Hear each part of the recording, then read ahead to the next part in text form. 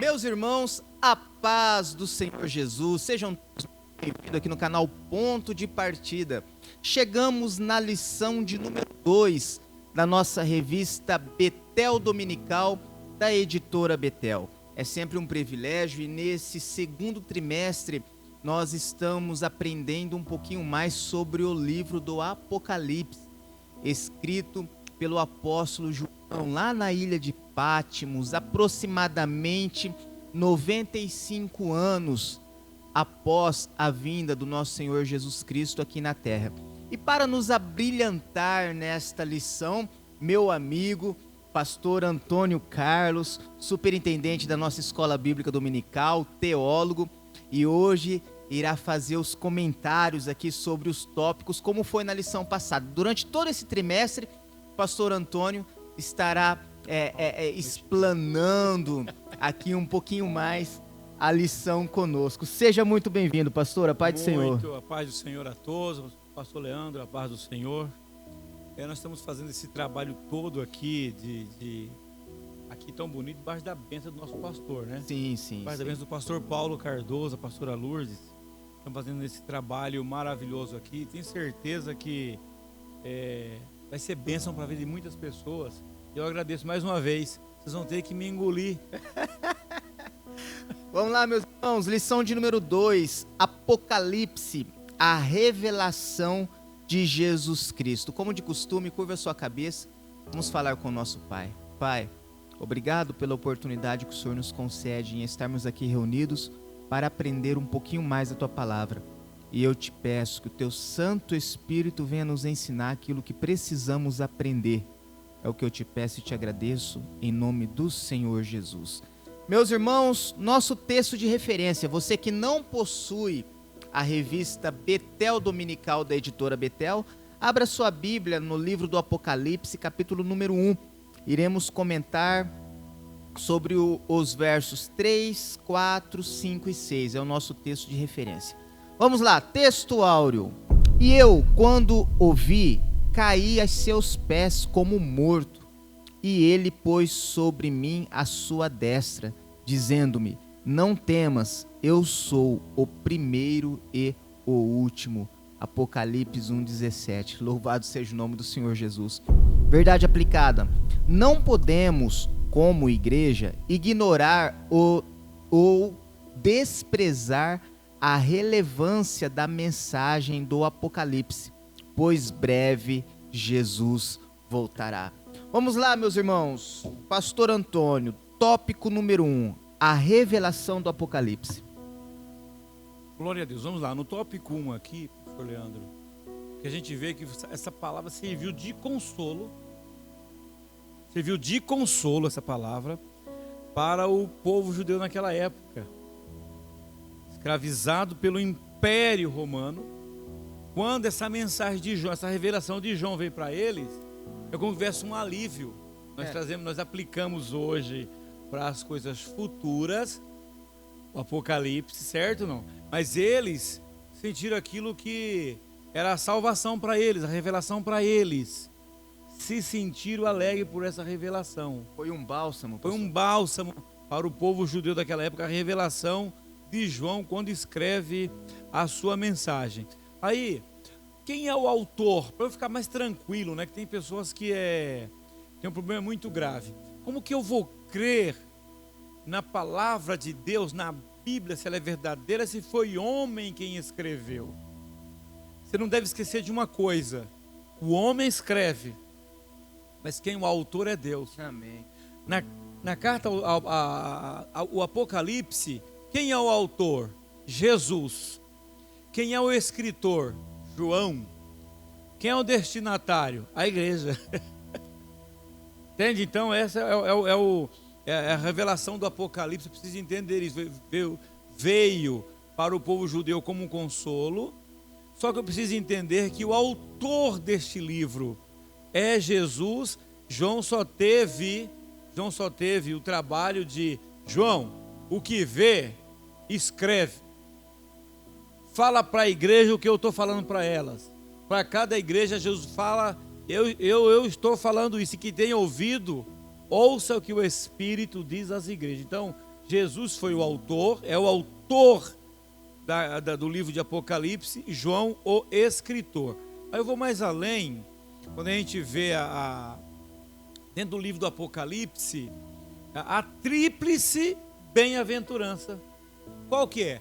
Bem-aventurado os que leem, os que ouvem e os que guardam.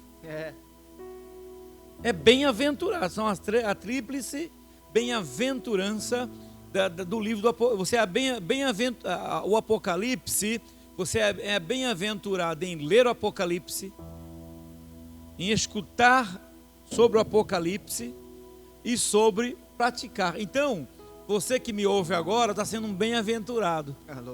Nós estamos falando do Apocalipse, bem-aventurados os que ouvem, né, os que leem e os que guardam. E aí, sobre a brevidade do tempo, para você entender quando você lê Apocalipse, quando você estuda escatologia, você procura se santificar mais. Porque estudando o pastor Leandro, a escatologia, o Apocalipse, dá a entender que só falta uma profecia para se cumprir. Só falta uma, sabe qual que é? A vinda de Jesus. Se você estudar o Apocalipse, aconteceu tudo. Só que está faltando? Jesus vir buscar a sua igreja. Dá a entender isso, se você for analisar os aspectos literais das coisas que acontecem, praga, guerra, terremoto, essas coisas todas, você fala, só falta cumprir o arrebatamento da igreja. Mas é interessante que Daniel escreveu sobre isso, demorou 600 anos, Jesus veio. Aí o escritor aos Hebreus fala assim, falta só mais um pouquinho de tempo. E o que há de vir virá. E não tardará. Amém. Entendeu? Ora, era 600 anos, agora só falta um pouquinho. Então, meu irmão, fica firme, espera mais um pouco aí, espera, não desista, porque Jesus virá buscar a sua igreja. Interessante, antes de o Leandro concluir o tópico primeiro aqui, entenda o seguinte, que a vinda de Jesus não está condicionada se eu creio ou não. Se eu crer que ele vem, ele vem. E se eu não crer, ele vem do mesmo jeito. Não depende da minha maneira de crer que ele vem ou não. Maranata, hora vem, Senhor Jesus. E com isso, meus irmãos, concluímos o tópico número 1, onde nós aprendemos que a mensagem do Apocalipse foi um grande consolo para os cristãos daquele tempo, em face das perseguições e sofrimentos vividos sob o Império Romano. Vamos adentrar no tópico número 2, Pastor Antônio Carlos, a visão da igreja. O que eu quero destacar aqui primeiro é que pode surgir algumas perguntas malucas, né? Que a gente faz estudando. Por que tinha que ser essa? Não fala de nenhuma igreja que nós conhecíamos por Paulo, não fala da igreja de Corinto, não fala de outras igrejas aqui, não fala da igreja de Filipos, não fala. Por que tinha que ser essas 7 igrejas localizadas ali na Ásia Menor, que conhecemos hoje como a Turquia? Por que as 7? Quando você analisar, eu pensando como Deus, as 7 igrejas têm as qualidades de todas as igrejas na face da terra. Analisando, pegou as 7 para trazer ensinamentos aplicativos para os nossos dias de hoje. Até entendendo que essas 7 igrejas, aqui vai explicar, que são os 7 castiçal de ouro, que estão ligadas num tronco que é Jesus.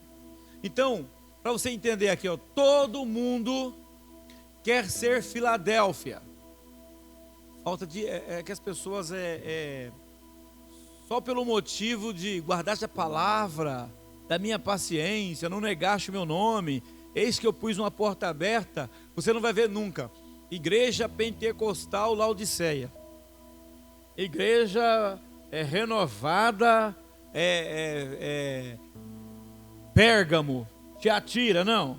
Igreja Evangélica Filadélfia. Até o nome é bonito, né? É bonito. Ficou bonito. Só que quero que você entenda que tanto Filadélfia, Esmirna, Pérgamo, Éfeso, essas igrejas, elas fazem parte do conjunto da igreja. Erravam, mas não deixavam. Se você olhar no começo do Apocalipse, elas estavam na mão de Jesus. Jesus andava no meio delas. Tinha até uma delas que o pastor trancou a porta e falou: quem manda é eu. E Jesus de fora batendo: eis que estou à porta e bato. Se nós pegamos essa palavra para pregar para pecadores lá fora. Olha, Jesus está à porta do seu coração, batendo. Se você abrir a porta do seu coração, a palavra de Deus nos diz, se você abrir a porta, Ele vai abrir e cear. Mas na realidade, Jesus estava batendo na porta de uma igreja que o pastor se achava que era dono dela. Ele queria entrar e falar assim: eu que mando aqui, eu que domino aqui. Agora, por falar de igreja aqui, já vamos passar para o tópico 3, eu quero só que você entenda uma coisa. Quando se fala de igreja, eu gosto de falar sobre isso. Eu gosto de falar sobre a lua. Porque a igreja, para mim, isso aqui foi coisa que eu achei, tá? Ninguém me ensinou isso e eu achei interessante isso. O que eu achei interessante? Que a lua, ela foi feita para iluminar a noite. A igreja foi feita para iluminar nas trevas. Então vamos lá. A igreja, você que me escuta agora, pertence a uma igreja pequena, a uma igreja grande, uma igreja que o povo está indo embora, o povo está crescendo. Aprenda isso comigo aqui, ó. A lua, ela tem várias fases: cheia, crescente, minguante, quarta de minguante, e assim vai afora.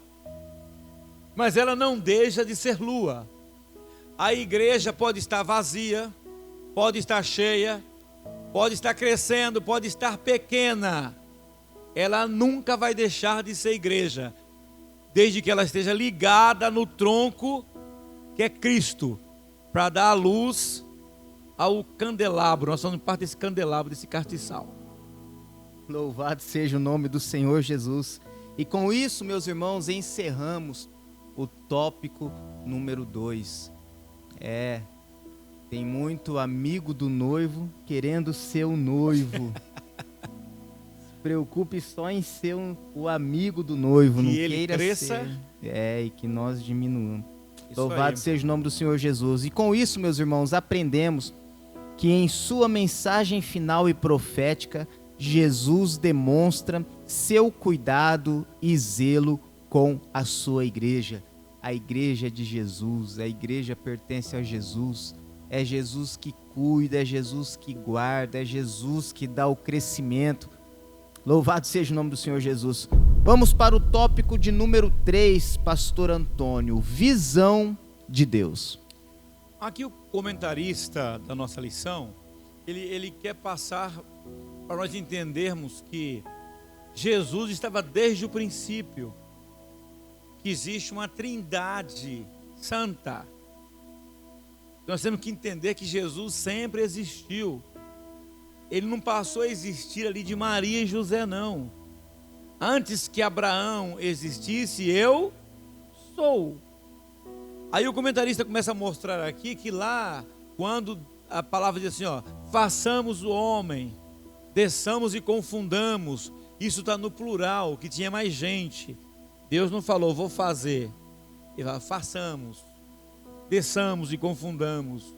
Sabemos que o Espírito Santo estava pairando sobre as faces das águas, que ali é como se estivesse chocando, protegendo. O sentido hebraico dá esse sentido desse tipo de ave, que estava protegendo isso aqui. E aqui, só para você entender, na realidade a palavra trindade, ela não existe na Bíblia. Só para nós entendermos que existe a união de um Deus trino, um Deus subdividido em três para abençoar a humanidade. Não é que existe 3 deuses. Até é complicado quando as pessoas mencionam isso. Eu não aconselho ninguém a estar mencionando em nome de Deus Pai, em nome de Deus Filho, eu não preciso caracterizá-lo antes como Deus. Só eu falar em nome de Jesus, em nome do Pai, eu não preciso do Deus Pai, eu não preciso enfatizar isso, porque Ele já é. Ele é Deus. Então eu dou a entender que existem três deuses quando eu começo a enfatizar isso. E até aproveitando isso aqui sobre Trindade, Leandro, sobre o comentarista diz, vou ensinar até muitas pessoas a orarem e agradecer aqui. Você pode abençoar quem você quiser abençoar em nome do Pai, do Filho e do Espírito Santo. Mas você deve nunca agradecer em nome do Pai, do Filho e do Espírito Santo. Você pode abençoar e nunca agradecer. Deixa eu dar um exemplo aqui, claro, clássico. Porque quando eu estou orando, eu falo, eu te agradeço em nome do Pai, do Filho e do Espírito Santo. Estou agradecendo a quem? Existe a quarta pessoa? Eu te agradeço em nome do Pai, do Filho e do Espírito Santo. É entender que existe a quarta pessoa que eu estou orando. Agora, eu te abençoo em nome do Pai, do Filho e do Espírito Santo. Muda a história. A igreja tem que pedir e agradecer, sabe como? Em nome de Jesus. Eu te abençoo, eu te agradeço. Tudo em nome de Jesus. Quando você pede e agradece em nome de Jesus, resumiu tudo. Então, para não falhar, lembre que Jesus é o centro. Bem, é isso aí. Louvado seja o nome do Senhor Jesus. E com isso, meus irmãos, chegamos ao final, depois desta belíssima explanação. Conclusão: aprendemos nessa lição sobre a relevância de estarmos atentos à mensagem de Cristo à sua igreja, a revelação sobre o Deus uno e trino, e o que fez por nós e quem somos para Deus. Deus abençoe você, a sua casa, o seu lar, a sua família. Que essa semana seja uma semana de bênção, uma semana de boas notícias. Pastor Carlos, Deus abençoe o senhor. Muito obrigado pela sua presença. Vamos aqui junto. Esta ótima explanação. E até a nossa próxima pré-aula, querendo Deus. Deus te abençoe. Amém. Fique com Deus.